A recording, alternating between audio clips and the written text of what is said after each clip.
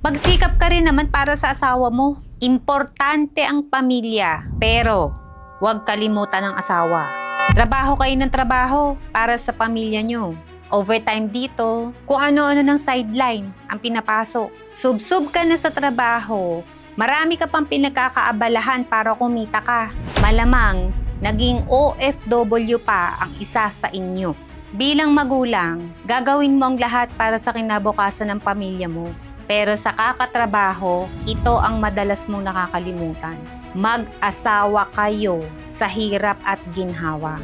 Isipin mo, kung nagbukod na yung mga anak nyo, sino bang maiiwan? Sino bang magtutulungan? Kayong dalawa. Sa lahat ng habon ng buhay, ang unang kakampi mo ay hindi mga anak, hindi kaibigan, kundi ang asawa mo. Lalaki ang mga anak nyo, magkakaroon sila ng sariling buhay. Kaya wag na wag mong kakalimutang magtabi para sa inyong mag-asawa. Sa ganon, magiging mas masagana at makabuluhan ang pagsasama ninyong mag-asawa. Kaya wag kalimutang magsikap para sa inyong mag-asawa.